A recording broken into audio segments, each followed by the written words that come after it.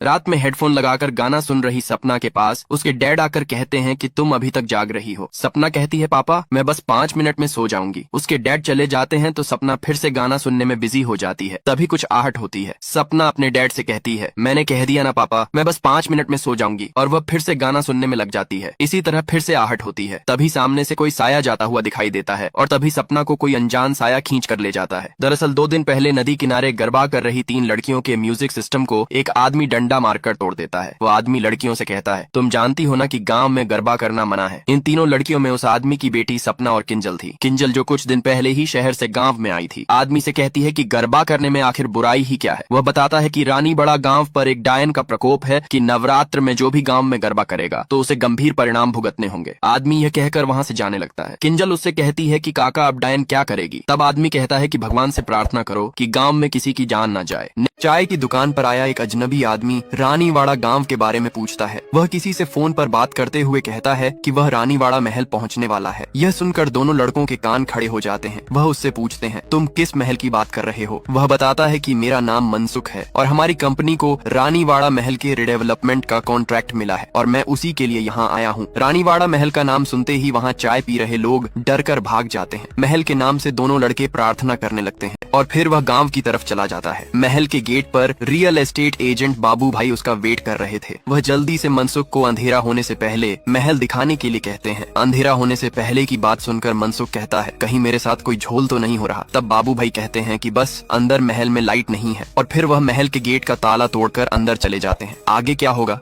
अंदर जाने के बाद मनसुख को दरबार में ले जाकर बाबू भाई बताते हैं कि बरसों पहले राजा ने अपनी 100 रानियों के लिए यह महल बनवाया था। अचानक मनसुख को सामने से कोई साया जाता हुआ दिखाई देता है, लेकिन बाबू भाई उसे आगे ले जाकर बताते हैं कि राजा अपनी 99 रानियों के साथ हंसी खुशी रहता था। लेकिन जैसे ही वह 100वीं रानी जमकुड़ी का नाम लेते हैं तभी एक विंडो तेजी से अपने आप बंद हो जाती है। ये नजारा देखकर मनसुख का कलेजा कांपने लगता है। तो बाबू भाई उसे हवा से बंद होने को बताकर कहते हैं कि यहाँ बहुत तेज हवा चलती है, इसलिए रानीवाड़ा को हवा महल भी कहा जाता है। आगे जमकुड़ी के बारे में पूछने पर वह बताते हैं कि राजा अपनी संपत्ति 99 रानियों में बांटना चाहता था, लेकिन जब जमकुड़ी को उसका पता चला तो वह अकेली उसे हासिल करने के लिए बाकी सारी रानी पर तेल डालकर आग लगा देती है और खुद भी उसी आग में जलकर मर जाती है। अचानक से रसोई में रखे बर्तन अपने आप गिरने लगते हैं। दोनों डरकर वहाँ से बाहर आ जाते हैं। जमकुड़ी ने श्राप दिया था कि अगर खजाना उसका नहीं हुआ तो वह किसी का नहीं होगा, इसलिए वह तब से लेकर आज तक खजाने की रक्षा करती आई है। और वह गाँव में किसी को गरबा इसलिए नहीं करने देती क्योंकि वह जिस रात मरी थी वह नवरात्रि की रात थी। बाद में मनसुख बाबू भाई से बेसमेंट में छिपे खजाने को ढूंढने के लिए कहता। बेसमेंट से मनसुख के गायब होते ही बाबू भाई की धोती गीली हो जाती है। बाहर आने पर उन्हें खून से सने पैरों के निशान दिखाई देते हैं। तभी वहाँ इंस्पेक्टर ओमकार भी आ जाता है और फिर दोनों मनसुख को ढूंढने नीचे चले जाते हैं। मनसुख जब उन्हें मिलता है तो बहुत ज्यादा डरा हुआ था, जैसे उसने साक्षात डायन को देख लिया हो। लेकिन तभी कोई उसे पीछे खींच कर ले जाता है। गरबा म्यूजिक सुनते हुए सपना को जमकुड़ी गायब कर देती है। उधर बाबू भाई को जमकुड़ी के डर से बुखार आ जाता है। किंजल जो कुछ दिन पहले ही शहर से पढ़ाई करके गाँव आई थी वह बाबू भाई की बेटी होती है। बाबू भाई की पत्नी उसके महल में जाने पर गुस्सा होती है। वह कहते हैं कि मैं तो ज्यादा कमीशन के लालच में चला गया था जिससे किंजल की शादी धूमधाम से कर सकूं। तभी वहाँ इंस्पेक्टर ओमकार आकर बताता है कि तुम बाहर मत जाना क्योंकि हवेली का ताला तोड़ने की वजह से गांव वाले तुम्हें मारने आए हैं और किंजल की वजह से सरपंच की बेटी सपना भी गायब हो गई है। दूसरी तरफ 2 लड़के एक बाबा के साथ जेल में होते हैं। बाबा जो हमेशा तिरछा बैठता था लड़कों से बताता है कि उसकी पत्नी राधा उसके कंधे पर बैठी है। बाबा लड़के को देखकर बताता है कि उसकी 100 शादियां होंगी। ये सुनकर लड़का बाबा को मारने लगता है। आगे क्या होगा।